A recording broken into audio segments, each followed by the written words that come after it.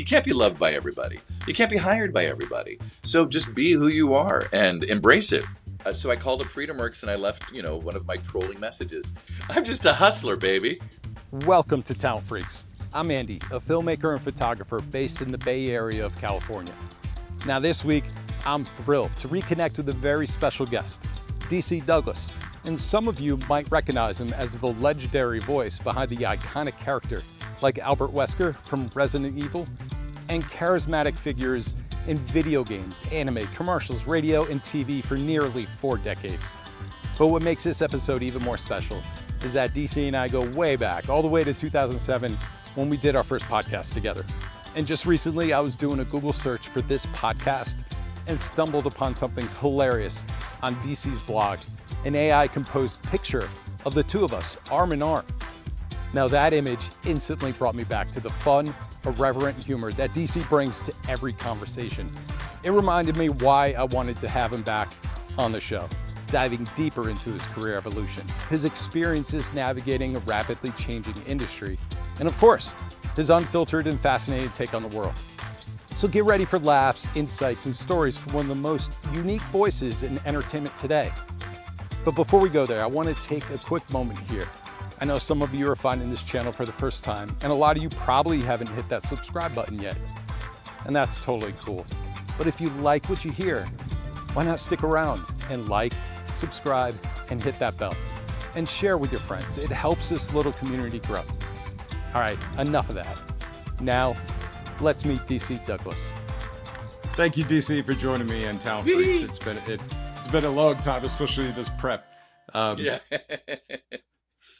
So one of the things I just want to, it's been amazing to see you kind of progress and how your career has grown, and also some of the struggles that. Same here, my friend. It's happened. It happens to us all. But the last time we did that was 2007 was our last podcast, and a lot has changed. So just a general thing, how you been? I've been up, I've been down, I've been okay. It's no, all in all, it's good. I mean, I still have my health, I got my limbs, it's been an interesting journey. So it's funny because the 2007. So there's this whole fake it till you make it thing that I did, or some people call it the secret, where you put it out and whatever, where you behave like you are a rich person and then you become rich. I didn't do that one, but what I did do is I put out there that yes, I'm a successful voiceover actor, because I was just trying to get like clients from the web. So that's how I presented myself. And granted, I had been doing voiceover on and off through the 90s, but once I started the website, it was like I got to really position myself as like one of the Hollywood, elite kind of voiceover guys, so I could get clients, and it worked for about a good 2-3 years there. But I remember I was just doing I just did a post on my website about this recent thing I've been through of redoing my website with ChatGPT as the coder. It's been an amazing journey. But in it, I found an old picture of my very first website, and I saw the text in it, and I said, like a 20-year voiceover veteran, and I'm like, oh, that's so funny, because it's like technically. I mean, I had been in LA for 20 years at that point, but I'd only been doing voiceover on and off for 10 years. It was a lot. It was like a fake it till you make it statement. And now when I literally have all of that, I can't get clients from the internet anymore. The algorithm changed everything. So yeah. That makes sense. Yeah. I remember when we first talked, I was kind of on that blog. I was blogging, and we talked about like Google algorithms and how do you catch on and all the phrases and the backlinks and all that fun stuff. And you were like a student, and you're always kind of like looking ahead. And now that you said that you work with ChatGPT to build your website, you're always on the cutting edge of technology. I'm just a hustler, baby. Well, you got to be with what's going on right now. Well, and also our whole industry. So I'm for those who didn't see the first interview from all those years ago, I'm an on-camera actor, but I only work here or there, and I've gone through a couple iterations of careers that way. But the bread and butter is voiceover, and that industry is changing dramatically in the last couple of years because of AI. So if this was 2007, I'd be scared about my future career because I wouldn't know what kind of career I could possibly have. A lot of the clients that I was able to grab back then, mom and pa hardware store, or like a company just doing their internal sizzle reel, all that stuff could be done with AI now. So they wouldn't pay the money, for, if you can pay, a $30 membership fee a month to get the AI to do it, and you're like, well, it's good enough, and that's technically it. It's just good enough right now.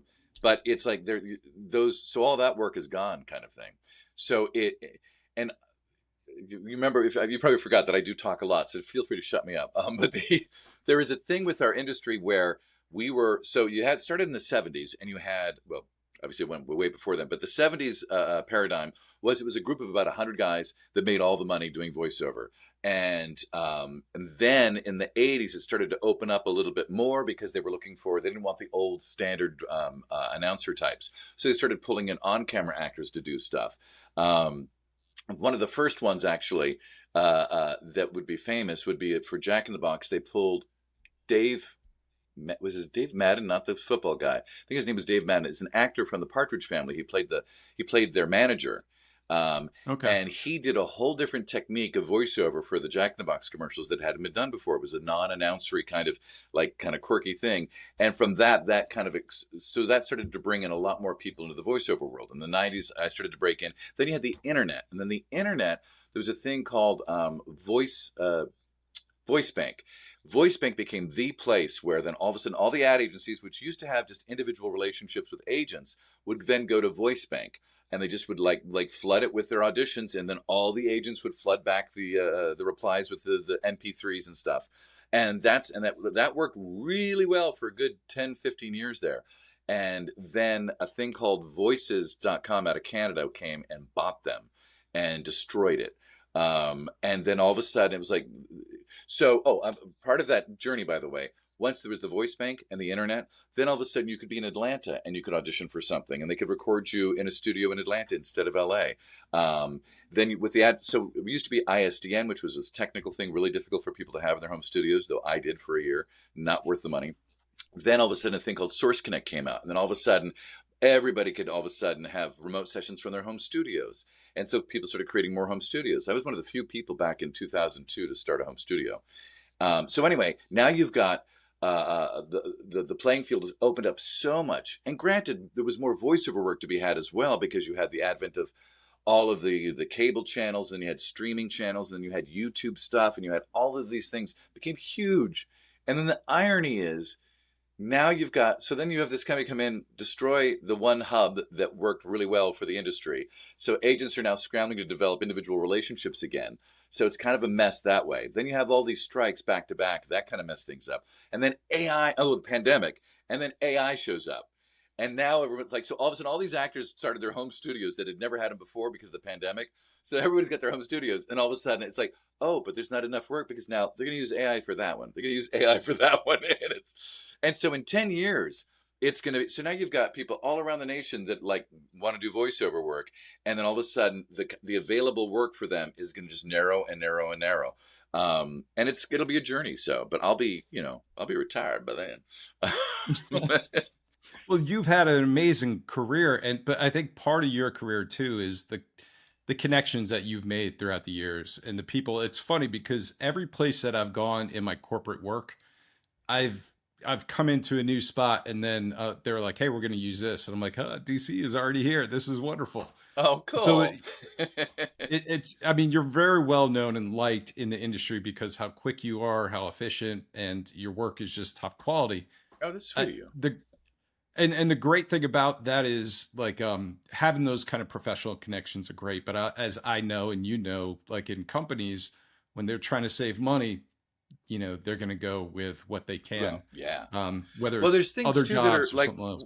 There's things where it's also an improvement. So for instance, during the last strike where they were negotiating AI stuff, there are a lot of actors that make their money by going in and doing ADR looping for live action foreign films. So, and it's still happening. You can still do that work, but they have a plugin now. Like you can literally go in, use the original actor's voice doing any language, and it goes through frame by frame and changes the mouth. And it's a plugin. It's an algorithm, and it just does it. And it's only going to get better. They've had it. I think Google's actually already implementing it on their on their platform. But it's like companies are going to start using that. And when I think for me myself as a viewer, I'll watch more foreign films that are dubbed like that. Only because one, Yeah. it's the sound of that actor's voice, so it'll feel more germane to them. If that's the right word. But and then also it's you don't have the weird mouth issue going on. And that's why, so like I want to watch a foreign film, but if it's at midnight, I don't have the patience to read through the movie. But these voice actors who only make their money doing live action ADR, most of it, I would say. I mean, we all do lots of different stuff, and I did live action ADR, but it was not a big part of it. It also pays horrible. But they were saying, please save our jobs. And I was one of those actors that I didn't respond. Obviously, I don't want to hurt their feelings, but it's like you're a lamplighter, and electricity just came to town, and it's like there's really save your job. It's going to be better to have electricity go through those lights. And that's in that regard. There's other artistic places where that's not the case, and yes, there's artistry, craftsmanship, what have you, to doing live action ADR, but it's that was out of necessity. If it's not necessary to have actors come in and do it when you can do it electronically, why not do that electronically? So, I don't know. It's then there's other stuff where it's like, yes, it can do weird cartoon voices, but when you want to get actors in a room all playing off of each other, the chemistry and the idiosyncrasies that are there and the spontaneity that happens is very different than just telling, AI, be spontaneous and do something weird with this. And it'll do something, that'll be whatever. But I don't think it matches a chemistry between people acting off of each other. So there are certain aspects of the voiceover world that will still be safe from AI, I think. And I know that, with any technology, we're going to go way overboard in one direction, and then people are going to start clamoring for more human, connection to their art and their media and what have you. And then they'll start to pull it back. And then they'll be like, when vinyl records made a comeback, then it'll be like that. We only used human beings in our thing. So, yeah. And it's interesting you said that. So when we first kind of connected, I was at the Brooks Group, and we did this big like sales CD that we had to transfer and put it into. It was it a called sale? Sales Was it like Year. was it all about like sales techniques? I vaguely remember. I learned Yes, a lot from doing that. that's awesome. It's funny Yeah. you said that. So the owner had all these audio CDs that he did through the years. He had like over 300 that he sent out to all his subscribers. And so I saw all these and I downloaded all of them, had them in a Apple playlist. I was like, dude, these could be podcasts. And so their idea was, let's take all these and modernize it. And at first they wanted me just to edit out like car phone or other things that were kind of backdated. And I Yeah. was like, it sounds terrible. Let's just transcribe all these and then get somebody to read them. They were like, no, just do this. I was like, trust me, let's do this. So they actually had a guy locally in Greensboro who was a radio DJ. And because he had a good sounding voice, they wanted him to do it. And when he read it, it was just like, hi, this is blah, blah. And it was just flat. There was nothing to it. So I was just Yeah. like, let's give it a shot. And then when you did your audition, they're like, oh, hell yeah, let's do this. And the whole reason why I That's bring that cool. up is not about that thing. It's more about there's a difference between voiceover actors and people that just do Yeah. voiceover.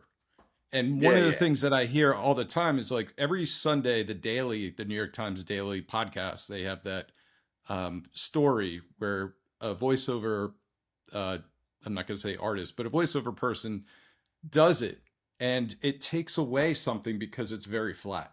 There's no kind of emotion They're not to it. using a good actor for it then, so that's too bad. Or they're using AI. No, not yet. I'm sure that's like down the road, but I don't know if New York Times will do that. But it's something that I hear now because I've worked with you and other voiceover artists that kind of go like, man, there is humanity in it. When you realize the could potential hear of what something can be and what someone's just phoning it in, kind of thing. Yeah. 100%. And that's the thing that I've always enjoyed about, listening to you, but even like I see you on like not sales, but training videos for, corporate where it's just like, Right. make There was sure that A one or I B, I don't did do a whole this. bunch for that one company that apparently is everywhere, Navex Global, I think, or whatever they are. Yes. So where there's like a little cartoon mini me as well. I ended up it kind of timed out well because I was changing my on-camera presentation. I had been the short-haired conservative guy for all these TV shows, and then I was becoming like the dad on Disney stuff. But I was like losing out mainly to like overweight guys, and I'm like, I don't like. I mean, I'm fighting my. I don't want to become overweight just so I can get work and be unhealthy. And also, it wasn't rewarding characters, so I said I'm gonna like change up my career completely. Going to grow my hair long, keep my goatee, and it's like if you can use this in your thing, fantastic. And there are some unique things that I can submit for and that I get, and I still work, and the stuff that I get is far more interesting. But I was doing the Navex thing as a favor to a friend because I'd known him since the early '90s, and he said, "So we got another Navex for you," and I go, "Oh, forgot to tell you, I'm growing my hair out." So like the last set that we did, my hair was actually a little. This is actually really short. I cut it too short by accident, but it was like right to here. So we had to like pretend it was like the old haircut with the cut in the put in the back and all that. Looks like I'm wearing a wig. It looks horrible, but it's like the last one that we did. And they're like, and I said, and he goes, "So you're not going to cut it?" I'm like, "No." And he's like, and I go, and I know it's the end of me doing Navex. So, but I still get fans, like people who know me from video games on Instagram, like sending me messages going, "I just had to sit and listen to you for an hour today." Kind of funny. Yeah, those things are brutal. So it's fun when I hear your voice. It's like, oh, all right, cool. This is awesome. So when the last time also, go ahead. No, I was just going to say from that sales thing, I just wanted to say this. First off, I didn't have a home studio. I had I just had my Apple computer and living in an apartment, and like I said, and then the closet was padded with towels and things, and I was in the closet. It was before I even stupidly I'd print out the scripts and I had them on a music stand because that's how I was used to going into studios. It'd be in a music stand, and then the mic, and then I would snap whenever I messed up, and then later I'd go to Pro Tools and I'd look for the little spikes to do the edit. Until one day I'm at a session. And the Chuck Duran, Demos That Rock, fun guy. He goes, I did a snap only because I was so used to working at home. So I just did a mess of it. And I went like that. And he's like, "What are you doing?" And I'm like, "Oh, sorry about that." I'm like, "I think I'm at home." And he's like, "Yeah, but what are you doing?" And I told him, and he's like, "Dude, just stop and start again. And then you can just tab to all your things." And I'm like, "Huh?" And I'm like, "Wait, but I can't because I'm just me with the microphone and it's free running in the other room." And he's like, "Just get another keyboard." And I'm like, "And monitor." and all of a sudden, I'm like a studio. So now I can run it from inside the closet. And it was like, it changed life. Anyway, but doing that thing, that sales thing, was back in those old days. But one of the things that it taught me was that whole thing about, I know this is so off sidetrack for business stuff, but I just loved it, which was always, always make the client feel like you're offering them something special. So for instance, say your rate is $1,000 for a thing. You say, "My usual rate for this is $1,500, but you're a good client and I will cut it down to $1,000 for you." Like one of those kinds of things. And I'm like, it's a brilliant idea. As long as they don't know what your usual is, it's a brilliant way to negotiate price. And so I've always remembered that. So it's funny you said that because yes, exactly. And that's, for me, that was freelancing and do my own thing. It was the same thing. They would talk about like friend prices and, other ways to cheap. And it's just like really good advice for a negotiation. So yeah. I'm glad you got something out of it. Absolutely. Added value, baby. There you go. And what we're doing here, this is like, so I've kind of progressed in my career where I've been doing a lot of like side stuff, passion projects, and that little thing behind me over here, Vimeo award for a documentary web series that I did called Often Awesome. That was about a friend of mine who had ALS. And we did 36 episodes about him from diagnosis to when he passed away. But it was really about this community that came together to help him along the way. He was only 29 when he got diagnosed. So it was like his college friends. How long was the process? Well, he had a rare form, so it was genetic, and it happened like within 2 years by the time it went from A to B. I don't know which is worse, having it like take for a long time or just make it go through quickly. That is one of the most brutal things to watch. And I've also witnessed a friend, ex-girlfriend who had, she had cancer. So there's like two differences of ALS, you're gonna, the end is near. Where there's Cancer, with you, there's battles and you think you can win. You don't know if it's, yeah, and at one point you have to make a decision. If it's not, if you keep having the battle, to decide instead to let nature take its course, kind of thing. The ALS, though, how horrible it's going to get, which I know yeah, that there's some people, I think of, what was that, Tuesdays with Maury or what have you, that guy, yeah. that he had a plan with his family that when it got to a certain stage that they would take care of things privately. And I always think, especially with something that's as horrific as that, is that I would almost want to do something like that, because I don't know how much I'd want to be locked in a body in that kind of pain. Oh, I won't Yeah. ask, because I know that I should just watch your series on that. So anyway, that's intense. Wow. So, and part of the whole reason I said that is just to where I'm at today, and that's why I invited you, is talent freaks. So I'm celebrating, the journeys of talented people who, one that I already know, and you're one of them. We haven't had lunch or dinner, but that picture you got on your blog looks like we're best friends. That was awesome. I wasn't sure if I was going to get a cease and desist from you or not. So, but it needed a little image for my blog post, because I just thought it was neat listening to it. And like, first off, no offense, I don't remember doing the interview. I remember you. Okay. I remember working with you. I don't remember, because I guess it was a phone call. I don't remember any of it. It was like a Skype call. What's that? It was a Skype call. It was a Skype call. Oh, wow. Yeah. I don't remember. No. So you're right. It was a phone. So I called from Skype because they had a recording on Skype. So that's how. Oh, right. Okay. Yeah. So for me, it was a regular phone call, but still, it was like listening to myself describing where I was at the time. You were probably the very first person to ever.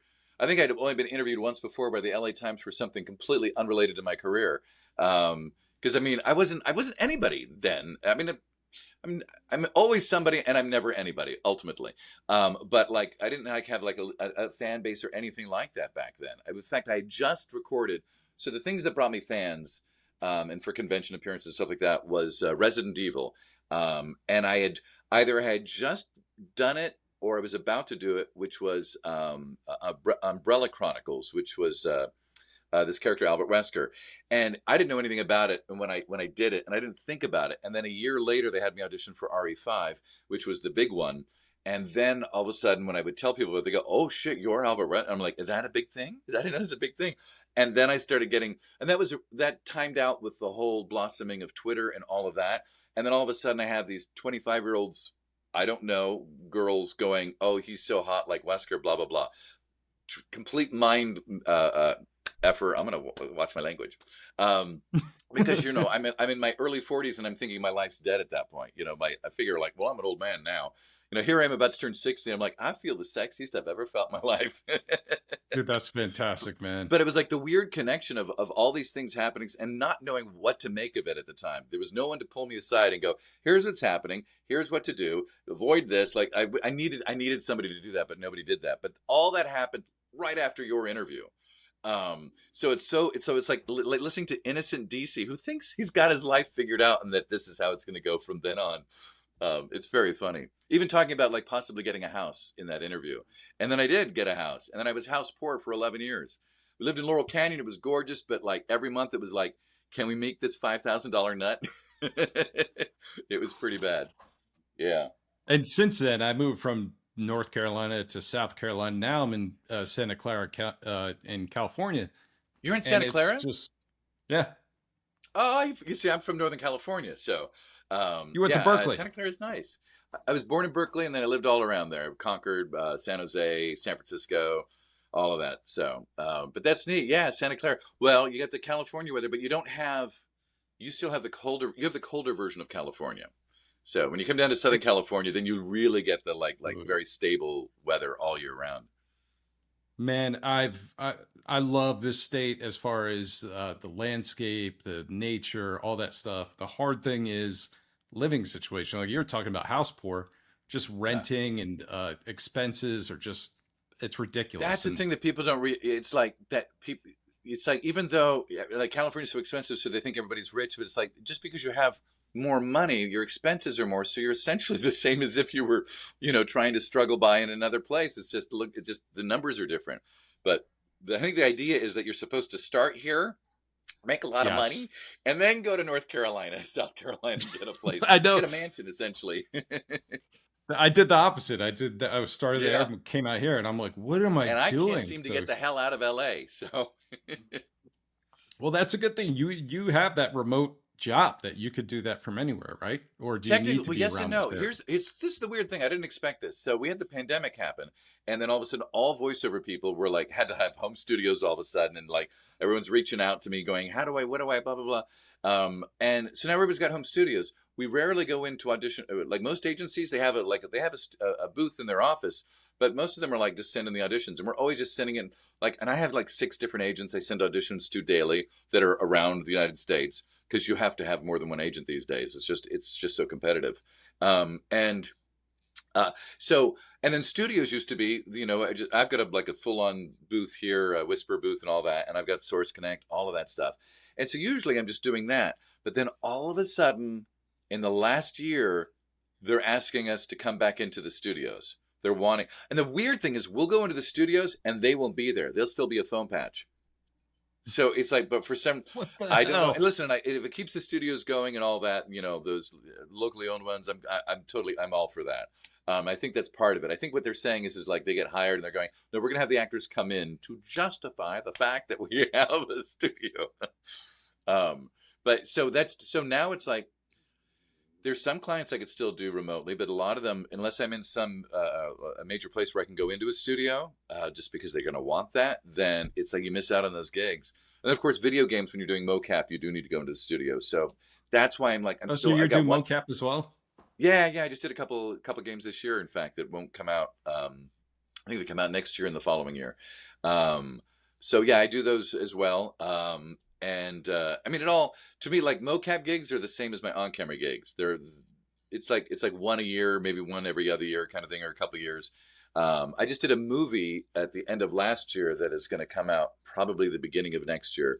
That I'm very excited for because it's probably I think it's the best acting I've done for on camera, and I think the film has got a really good chance of being like one of those like darlings, that people like a lot at festivals and stuff. So we'll find out. So I play the main baddie What's in it. So I actually Oh yeah. I play a guy who's my age, but we had to gray me up and all of that. He's kind of like not a mafia guy. Well, yeah, he's a mafia guy. But he's it's just so funny because he's my age, and because I saw a Rough Cut recently, and I watched it. I'm like going, I feel like I'm listening to my dad.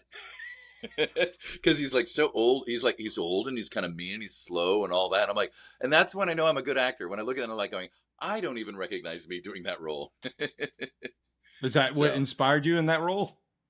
yeah, well, I guess a little bit of my dad. Yeah. The it was so well written. I mean, once you read it, you see, you hear, and you feel the character. So it's Hmm. really cool. So Yeah, how I'm did you sorry. get that I opportunity? meander a bit. I'm sorry about that. No, it's okay. That's the beauty of editing. Make sure I didn't hit anything up here. Um, so how did you get that opportunity to become Albert Wesker? Or is it Wesker or Weskler? I like Wesker. It's Albert Wesker. So that came just from, I don't even know how I met them. So Cup of Tea Productions actually is the studio that started all of this for me. I somehow, God, how did I even run into them? I have no idea how I got connected with them because I was doing a lot of back when they used voiceover for trailers, which they don't do anymore. But I would do them for like these couple of production houses, these crappy B movies. I'd go in and do their trailers, and then I was also part of a. No, that was over by then. I have Hmm. somehow I got referred to the. Oh, could it have been that? So, okay, my very first video game voiceover was kind of voice matching the character of the Master from the show Buffy the Vampire Slayer. And somehow it was a random audition I got. I did it, and he actually sounds very similar to Wesker. And I went to this Century City, did the thing there. I think he referred me over to Cup of Tea because they were doing what they call localization of JR. I've learned all this recently. JRPGs, or Japanese role-playing games, and they're very I don't know how to explain them. They're They're not cinematic acting, that's for sure. So, but I got sent over there, and I just kind of like started doing some of these things, not knowing what they were, not just like for the paycheck. And I Mhm. do feel guilty about it now, because some of it I feel like I could have done a way better job if I realized how many fans they had. I thought it was like, we're just turning this into English, nobody gives a shit, and so and then they put it out. And that then led to and so that was Cup of Tea Productions. That also then led to me doing some other anime at the time, which is another story too that I kind of shot myself in the foot career wise with that. But so anyway, it was Cup of Tea. I auditioned being a voice match for the character Albert Wesker. He's had several voice actors. The actor Peter Jessup was not available. So and actually had the same agent as him. So I did a voice match for him in the audition. I got it. I went and I did it. I was like, I don't know, whatever. The whole game was weird to me. And I didn't like I felt constrained in the performance because I'm trying to match this other guy's thing, and I don't like have his sensibilities as to where he would go with it. Um, and then when they were doing RE5, one of the guys who was handled like the stunt worker stuff and was part of the company that was doing the mocap of it, said, you need to keep DC Douglas. He's really good. He was a fan of mine. I really appreciate it. I don't know why he was, because I had never met him before. But I came in to audition for the mocap of it. Couldn't do it because I had thrown my back out, because I just bought a house and I was renovating it, and I wanted to be part of the renovation. So I'd go and pick up a bag of cement and bring it over to them. And they're like, oh, DC, we don't need you to do that. And in the process of doing that, I like threw my back out. So the mocap audition was horrible, but they kept me for the voiceover, and I did the facial cap for it. And so that was, I mean, that's the story of connecting that. And then randomly, completely unrelated, through my agent, auditioned for a game called Mass Effect. So literally in 2 years in a row, I did 2 major franchises. And that's what really kind of put me on the map for fandom and all of that, and then conventions. And then while at conventions, I realized, what are all these anime people? What is this anime thing? And I realized I had done one or two animes, and then I was called back to do some more, and I said, oh yeah, that pays too little. I'm not gonna, no thank you. They were very pissed at me, and I mean, they were really pissed at me, and I'm like, I don't know why. It's like, who cares? It's like you pay, like, at the time it was like $50 an hour or something. Ooh. And then so several years later, I'm at a convention and I see all these other anime actors, and I'm like, why am I not an anime? And then I remembered, I'm like, oh shit. So then I reached out to anime places, and I go, I'm open to anime again. So, and who knew? Because even then it was just a grassroots thing getting popular. Now it's like Netflix. Half of their viewership watches anime. It's insane. And now I'm like, God, I wish I had a lot more anime under my belt. And most voice actors, a lot of like young actors you meet now, when they say they want to be a voice actor, they just want to do anime. And I'm like, which is still the least paying of work of all voiceover work you can get. It's so, but the conventions are fun, that's for sure. So that's where you kind of So make up the loss. how have you used that that kind of, you know, convention celebrity status to help you in your career? Is that some like extra, you know, money when you get invited to that, or how do It's you? literally well, first off, it's you get to connect with fans, which is like, better than online, right? So and also I've learned my lesson. I kind of not I try not to do much online with fans. They're Mm. it's it's just people are weird. Let's just put it that way. People are weird online. But in person, you get to meet them. You get a bit more of a sense. Kind of like when you're like on a political post on Instagram and you start getting in an argument with some person you don't know. Could be a bot. Could be a 14-year-old you don't know. And you're like, whatever. So, but in person, I can go, oh, okay, this is, who this person is. You get more of a sense of the background, all that. The conversation becomes much more real. And it is neat to connect with them. So I enjoy it for that aspect of it. It is exhausting to do. But yes, you can make really good, especially these days, you make really good money at doing these, and that becomes a supplemental stream of income, and it also it keeps you in the mind of the fans, and a lot of the people now that produce anime or that working in anime are also fans of anime, and so it's kind of like this. It's not echo chamber, I guess, or it was the other word, starts with an S, symbiotic relationship, and so that keeps you in the loop on things as well. So, and I did it because of the traveling. I got to travel so many. I mean, I saw Dubai. I never thought I'd see Dubai in my life because I didn't think I'd save up money just to do that trip. And then I got a convention in Dubai, and that was cool. And then I saw Kuwait. And then, oh, I can't say that yet. I got a big thing Oh, coming next year that so different from everything else, but it still involves acting. And it'll be for my 60th birthday because it'll be happening around the time I turn 60. And it's like I'm just I'm over the moon about it. I'm very excited to be doing it, but I don't think I'm allowed to say anything about it until we get to beginning of next year. So anyway, and then I've been to Australia. I didn't go to Canada enough. I thought I'd get more Canada gigs, and then of course I saw a lot of the United States. A lot of it I never need to see again, but other fun places as well. So yeah, so that whole convention side has been fantastic. Now this is what's weird. It's like I don't feel my age. I don't feel that I've been in LA for 40 freaking years. oof. But we're doing a reunion convention appearance in Pittsburgh in a couple months of the Mass Effect cast, a portion of the Mass Effect cast. And it's just like, I'm part of reunion appearances now. That's what's like weird. Because to me, it's like, that job wasn't that long ago, but it was. So, yeah.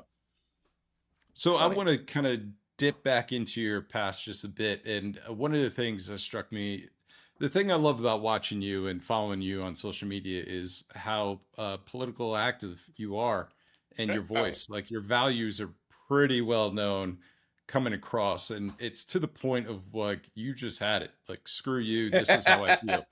Well, in my defense, I was outed. Well, no, I mean, okay, I was outed, but it still was my fault. So, okay. Well, you're talking about, we're going back to the Tea Party message, Yeah, well, right? this is Or is why. this, So here's the thing. So I had a blog post. I had my website, and I was doing blog for Google Juice. I would do these posts, and it would be like, I just went to Cup of Tea Productions, had a wonderful session, and they're lovely people, and I'll be in this thing, it'll be coming out, whatever. And that's it. And I go, or a post about, being an actor in LA is like something really just like mamby-pamby, like boring white bread stuff.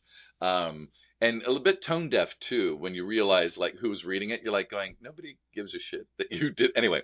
But I was trying like not to offend anybody, and I was doing it for Google Juice and for potential producers that could hire me. I happened to come across, go, well, he's a working actor, let's hire him. Again, fake it till you make it. And but in my private life, I'm raging liberal. And so with the Tea Party stuff, so this was during the time of Obama, and a thing called Freedom Works were busing in people, and they were because they didn't want the healthcare thing passed, and just like the rudest. I mean, essentially, they're. Can I be honest on your? yes, Be honest, please. right? Yeah, that's, Okay. I hope yeah, I I may love offend it. some people that are watching, and I apologize but I am I'm who I going to am. double down But on that.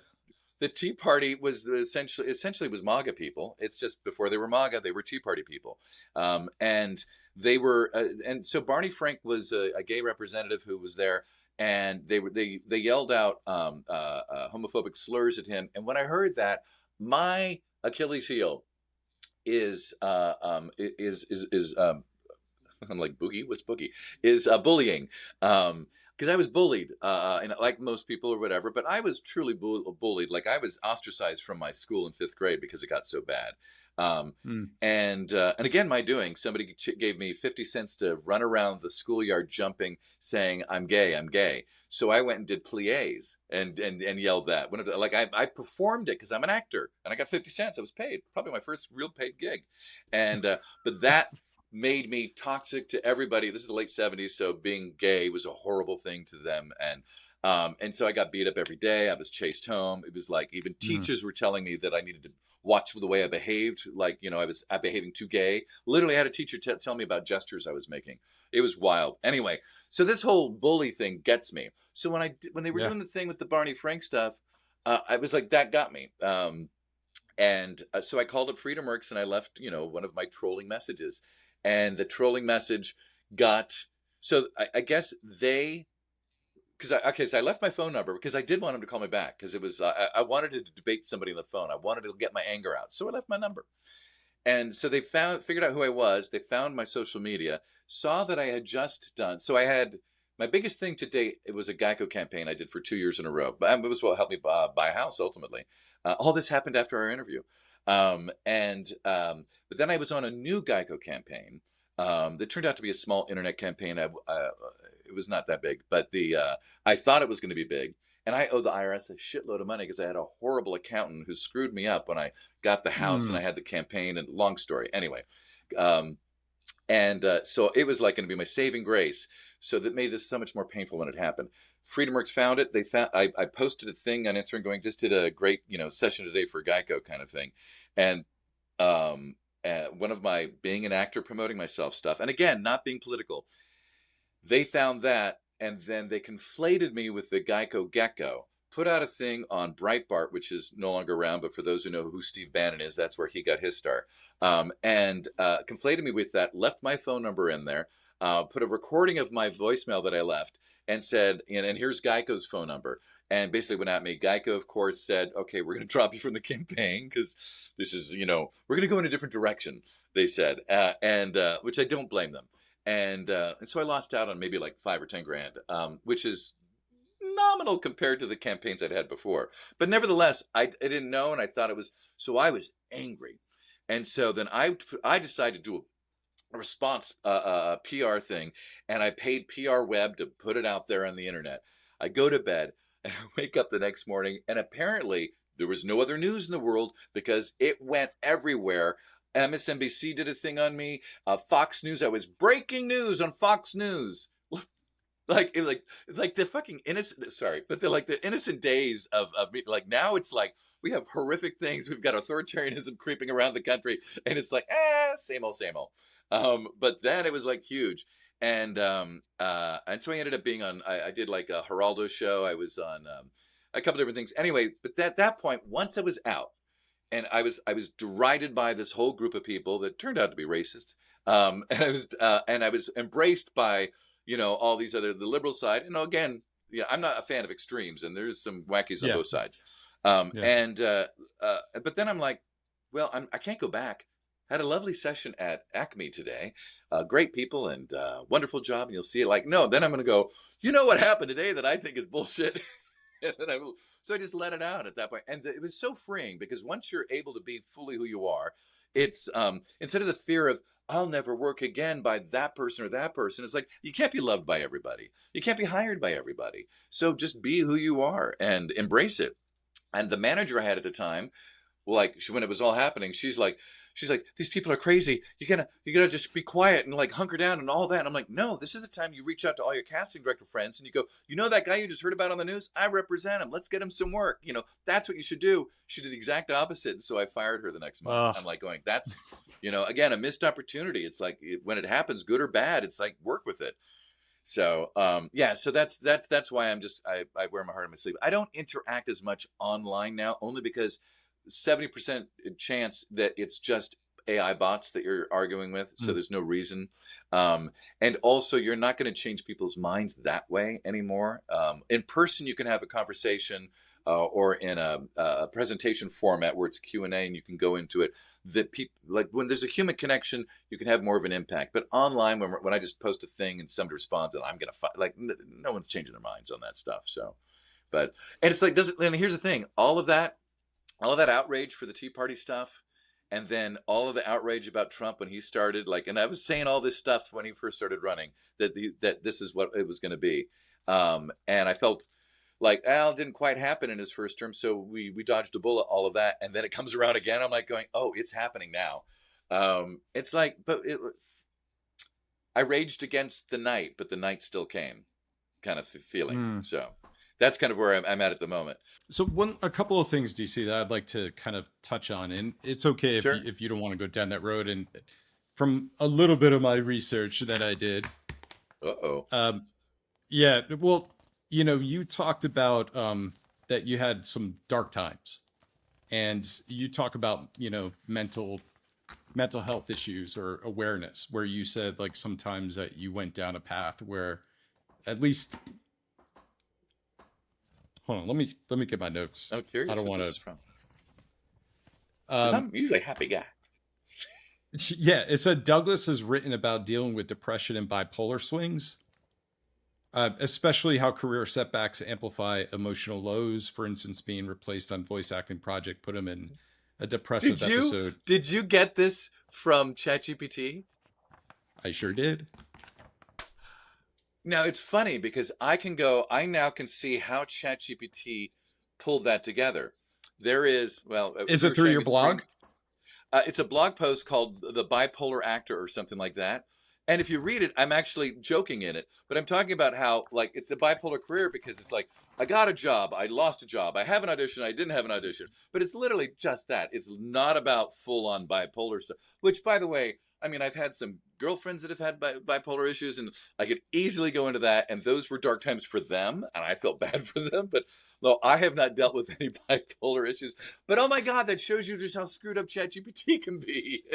Dude, this is fantastic. Thank you so much for calling that out. I love it. That's well, D- it's d- like s- this is why, like I create more blog posts in my thing because I know ChatGPT will eat it all up, but you also don't know how it'll interpret it. It can interpret it in a whole different way. That's so funny that it has that there. I came across this app. I don't know if you've heard of it. It's called Autopilot. No, but I don't trust anything doing things for me on the stocks. You'll appreciate this. So what they did was they went ahead and took all the most, I'm not going to say popular, but the ones who are benefiting from all the stock markets in the Senate. So for instance, Pelosi. Oh, I If have seen this. Yes, and then it yes, follows their trades. The whole yes, thing is and it's a then little you bit could old news when we get the trades, but yeah. So have you been doing that? yeah, and last year I did it very conservative, put some money into it and it's up about 18% over Gee, one that's year. freaking great. Yeah, and I followed Pelosi, Michael Burry, the guy who was in The Big Short, the Christian Bale Yeah, I don't trust character. the Who, Michael Burry thing though. The weird thing here's the problem with the Michael Burry stuff is we hear the news about him like 3 months yeah, after he did something, so it always yeah. seems like he's being making the wrong calls based off of the timing of their presentation of his stuff. So it gets confusing. But he's like, you know, he's I like had to Apple's pull like at out. an all time high, and he's like, and he sold all his apples. Like, well, no, he actually sold before it went down, and then he bought it when it was down and went back up. Yeah, So yeah. and But that's all the right, thing. I It's will like check it out. I'll it's do like maybe I'll do like a couple $100 and see what it does. yeah, and I'm not suggesting you invest a lot of money, but it's something that I was really surprised. And if my subscription fee, which I think is $100 a year, if it makes it its own money, it's worth it for Right. me. Just to try to do something like that. So It's a fun um, experiment. So yeah, and I think their whole background with that is they don't want politicians to be able to have that kind right, of insider trading. they So shouldn't. they're like, well, if they're going to do it, let's follow them until it gets to a point where they're going like, we have to get rid of this. Now they have to legally make the claims 46 days or 45 days before or after they make the trade. Hmm. So like you say, there's a delay, but it also kind of like falls into places when their bills being passed, you know, it's not going to Right, happen overnight. So if right, they know exactly. this kind of stuff, And you would think they'd build into the algorithm something that would like look at it and say, this obviously there was like there was a catalyst that has happened between when they filed and when we're getting the information, and since the catalyst has happened and it shot way up, that's when we don't invest in. So I would yeah. hopefully they work that into the algorithm. So I mean, So now you can start using ChatGPT to create your own algorithms for investing, and it's pretty wild. That's why I think the stock market in the next 3-4 years is going to be like there's going to be no way to understand like old charting methods are not going to quite match anymore. So it's going to be all about like you were saying earlier, putting money in and then taking it out at the right opportunity. Um, and it's starting to become a game. It has been a game for years, but it's being more played now because yeah, of AI and also because people are sharing um, all the ideas online. And and there are there's a also few other just things. there's so much retail in there now to churn. So they want to churn it more. So they want to mix it up back and forth. So So I have an I idea for an app. oh yeah. So I think you might be interested in this. So it kind of plays with autopilot.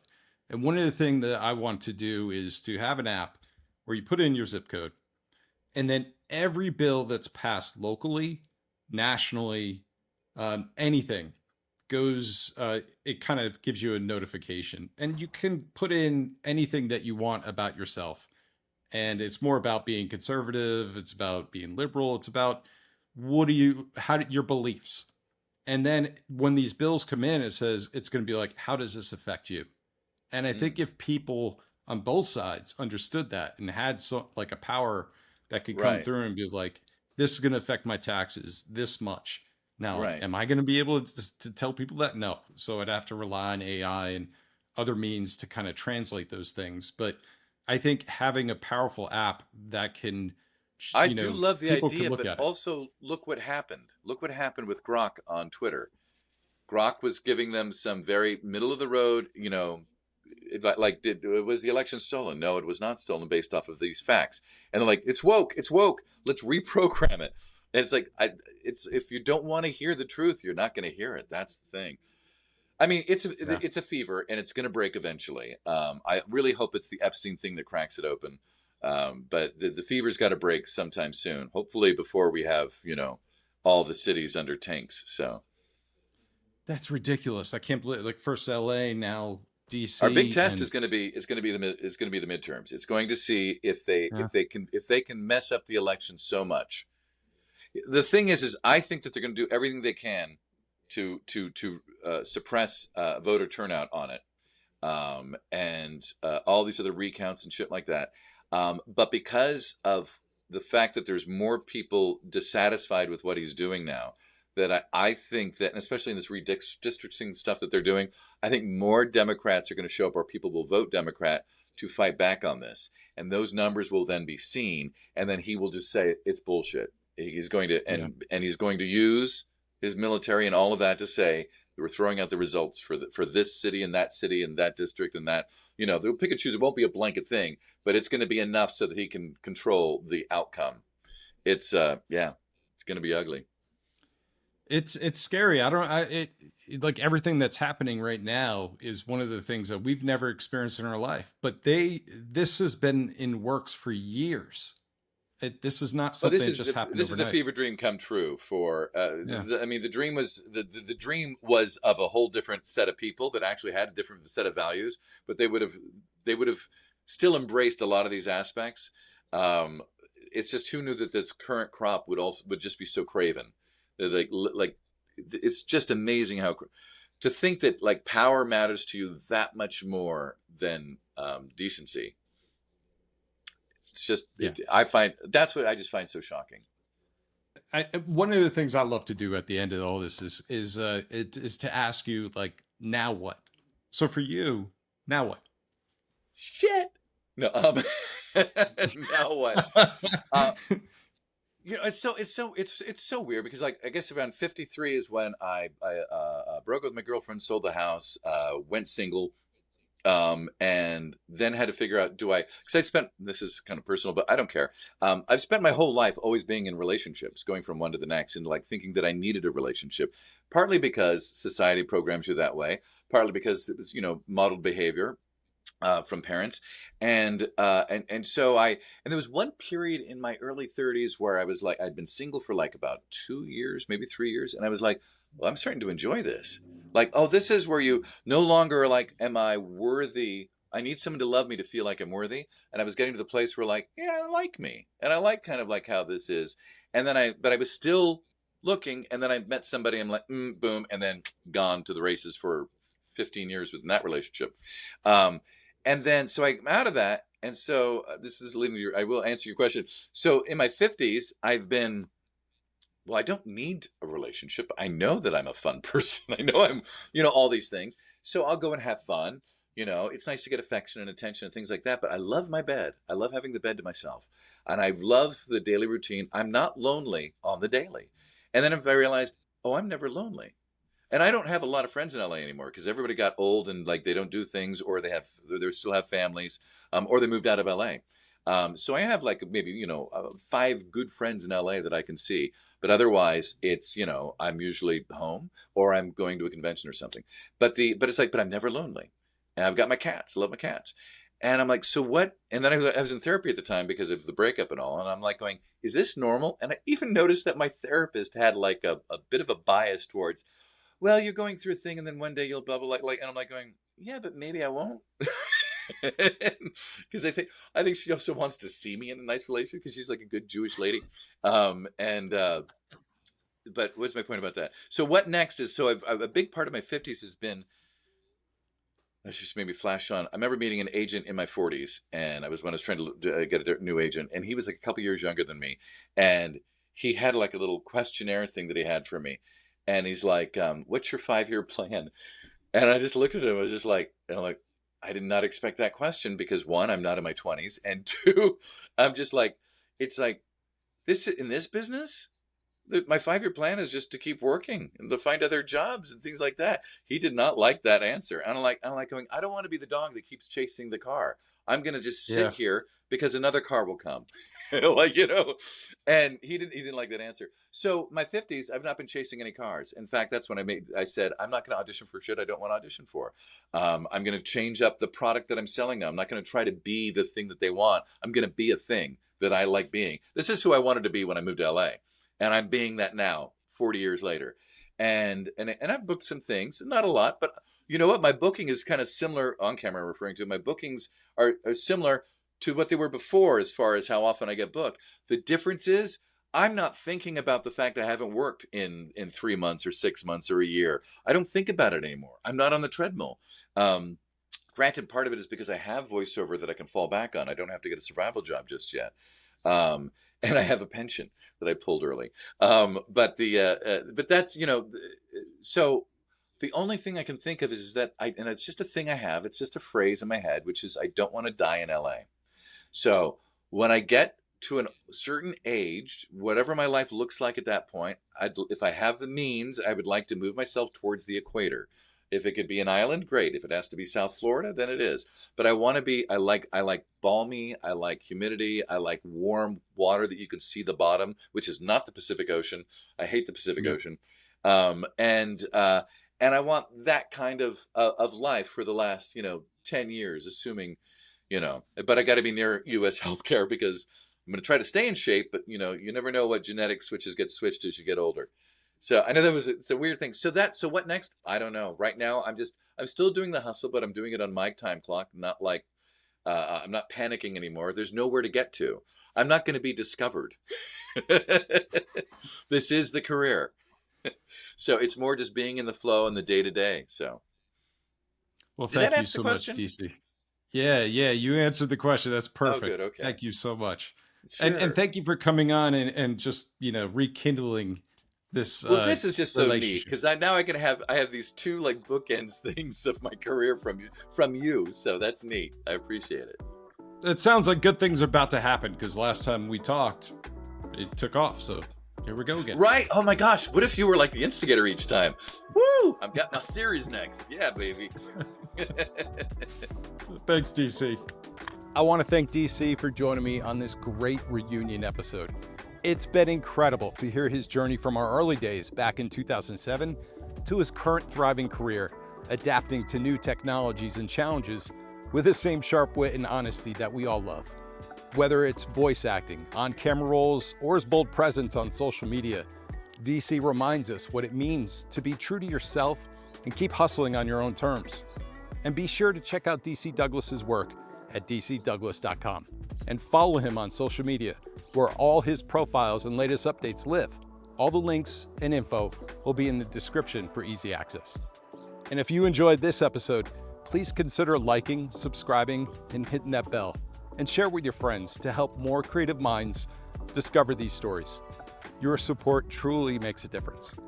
And if you want to know more of my work, visit talentfreaks.com, where you can explore some of my video work as well as my current passion for photography. If you have ideas or guests that you'd like to see on the show, don't hesitate to reach out. I love bringing fresh perspectives to the podcast. And until next time, keep exploring, keep creating, and stay curious.